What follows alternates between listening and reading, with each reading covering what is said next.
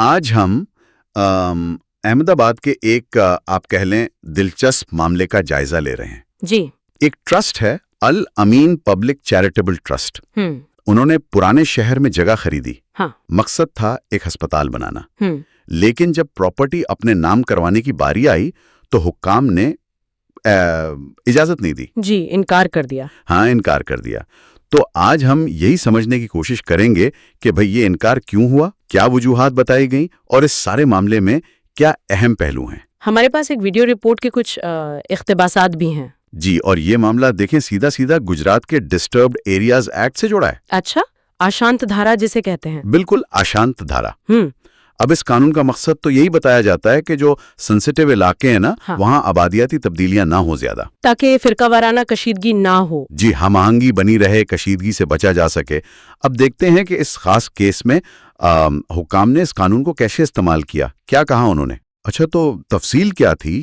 الامین trust نے جگہ لی پرانے احمد آباد میں، پوش علاقہ ہے، پشپک بلڈنگ۔ جی، تقریباً 492 مربع میٹر جگہ تھی۔ اور یہ ہسپتال کے لیے تھی؟ بالکل، ہسپتال قائم کرنا تھا۔ تو جب 2024 میں انہوں نے درخواست دی اسی ڈسٹربڈ ایریاز ایکٹ کے تحت ڈیپٹی کلیکٹر کے دفتر میں کہ بھائی یہ پراپرٹی ہمارے نام منتقل کر دیں، تو درخواست منظور نہیں ہوئی۔ یہ تھوڑا حیرانی کی بات نہیں ہے، ایک ہسپتال بن رہا ہے، فلاحی کام ہے۔ بالکل، اور جو سرکاری جواب آیا نا وہ کافی تفصیل سے بتاتا ہے کہ ان کے خدشات کیا تھے۔ اچھا، کیا لکھا تھا جواب میں؟ دیکھیں، ڈیپٹی کلیکٹر کے دفتر سے جو جواب ملا اس میں صاف لکھا تھا کہ اگر یہ پراپرٹی منتقل ہوتی ہے تو علاقے میں مسلم آبادی بڑھنے کا امکان ہے۔ یعنی مسلم سمودائے کی جن سنکھیا میں وردھی ہونے کی سمبھاونا ہے، یہ الفاظ استعمال ہوئے ہیں۔ جی ہاں، بالکل یہی الفاظ۔ یہ ان کے انکار کی ایک آپ کہہ لیں بنیادی وجہ تھی۔ لیکن کیا صرف آبادی میں اضافے کا امکان وجہ تھی؟ شہروں میں تو آبادیاتی تبدیلی ہوتی رہتی ہے، لوگ آتے جاتے ہیں۔ نہیں، صرف یہی نہیں، جواب میں آگے یہ بھی کہا گیا کہ اس منتقلی سے مستقبل میں ہندوؤں اور مسلمانوں کے درمیان فرقہ وارانہ فسادات ہو سکتے ہیں۔ اچھا، مستقبل میں؟ جی، اور خاص طور پر رتھ یاترا کا ذکر کیا کہ وہ جلوس قریب کے شاہپور تھانہ علاقے سے گزرتا ہے اور ماضی میں ایسے موقعوں پر فسادات ہوئے ہیں۔ یعنی ماضی کے واقعات کو بنیاد بنا کر مستقبل کا خطرہ بتایا جا رہا ہے۔ بالکل، تو گویا خدشہ یہ تھا کہ اگر یہ ٹرسٹ جو ظاہر ہے مسلم کمیونٹی سے وابستہ ہے یہاں ہسپتال بناتا ہے تو علاقے کا امن و امان خراب ہو سکتا ہے۔ یعنی قانون ویوستھا کی ستی خراب ہو سکتی ہے، ایسا کچھ؟ جی ہاں، واضح طور پر یہی لکھا ہے، اور یہ بھی کہ چونکہ یہ خرید و فروخت دو مختلف کمیونٹیز کے درمیان ہے اور علاقہ آشانت دھارا کے تحت ہے تو عوامی امن میں خلل پڑ سکتا ہے۔ یہ ساری دلیلیں مستقبل کے ممکنہ خطرات پر ہیں۔ یہ بات واقعی اہم ہے کہ فیصلہ آج کی حقیقت پر نہیں بلکہ کل کے امکانات اور اندیشوں پر ہے۔ مجھے یاد پڑ رہا ہے رپورٹ میں ایک بہت سخت جملہ بھی تھا اس جواب میں۔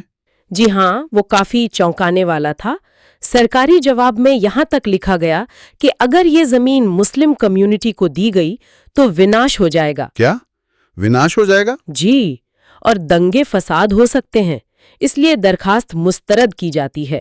یہ زبان سرکاری کاغذات میں بہت کم دیکھنے کو ملتی ہے۔ یہ تو بہت ہی غیر معمولی بات ہے۔ بالکل، اور جواب میں یہ بھی جواز دیا گیا کہ چونکہ اس منتقلی کے خلاف منفی رائے ملی تھی اس لیے دفتر اس منفی رائے سے اتفاق کرتا ہے، یعنی کہا کہ یدی سمپتی کے ہستانترن کے لیے نکاراتمک رائے دی گئی ہے ہم اس کی رائے سے سہمت ہیں۔ تو مطلب یہ ہوا کہ ڈسٹربڈ ایریاز ایکٹ کا استعمال ایک فلاحی کام، ایک ہسپتال بنانے کے منصوبے کو روکنے کے لیے کیا جا رہا ہے۔ ہاں، اور وجہ کیا ہے؟ خریدار کی کمیونٹی اور اس کمیونٹی سے جڑے مستقبل کے مفروضہ خطرات۔ یہی اس کیس کا بالکل مرکزی نقطہ ہے۔ سارا فیصلہ مستقبل کے اندیشوں پر ہے، آبادیاتی تبدیلی کا خدشہ ہے، ماضی کے واقعات کا حوالہ ہے۔ تو یہ ایکٹ جو بظاہر امن و امان کے لیے ہے، یہاں اس کی تشریح یوں کی جا رہی ہے کہ ایک کمیونٹی دوسری سے پراپرٹی نہیں خرید سکتی، چاہے مقصد اچھا ہی کیوں نہ ہو۔ تو اگر ہم اس سارے معاملے کو سمیٹیں، ایک چیریٹیبل ٹرسٹ کو ہسپتال بنانے کے لیے زمین نہیں مل رہی۔ وجہ، حکام کو لگتا ہے کہ اس سے مستقبل میں علاقے کی آبادی کا تناسب بدلے گا اور شاید فرقہ وارانہ کشیدگی ہو۔ جی، یہ صورتحال تو شہری ترقی، فلاحی کام اور ایسے خاص قوانین جیسے ڈسٹربڈ ایریاز ایکٹ ان کے درمیان ایک بہت پیچیدہ سی کشمکش دکھاتی ہے۔ بالکل، اور یہ معاملہ کئی بڑے سوال کھڑے کرتا ہے، جیسے کہ یہ ڈسٹربڈ ایریاز ایکٹ جیسے قوانین، ان کا اطلاق کیسے ہونا چاہیے؟ صحیح۔ مستقبل کے ممکنہ خطرات کا اندازہ کیسے لگایا جائے، اس کا کیا پیمانہ ہو، اور جب آپ کسی کے پراپرٹی خریدنے کے حق کو اس کی کمیونٹی کی بنیاد پر روکتے ہیں تو اس کا سماج پر، ترقی پر کیا اثر پڑتا ہے؟ یہاں اصل بات یہ ہے کہ ایک قانون جو شاید نیک نیتی سے امن کے لیے بنا ہو، وہ ایک ترقیاتی منصوبے میں رکاوٹ بن رہا ہے، اور بنیاد کیا ہے؟ مستقبل کے وہ خدشات جن کا کوئی ٹھوس ثبوت بھی نہیں۔ یہ واقعی سوچنے کی بات ہے، اور یہ سوال بھی کہ ایسے قوانین کے ہوتے ہوئے ترقیاتی ضرورتوں اور ممکنہ سیکیورٹی خدشات میں توازن کیسے قائم کیا جائے۔ یہ ایک اہم نقطہ ہے جس پر شاید ہمارے سننے والوں کو بھی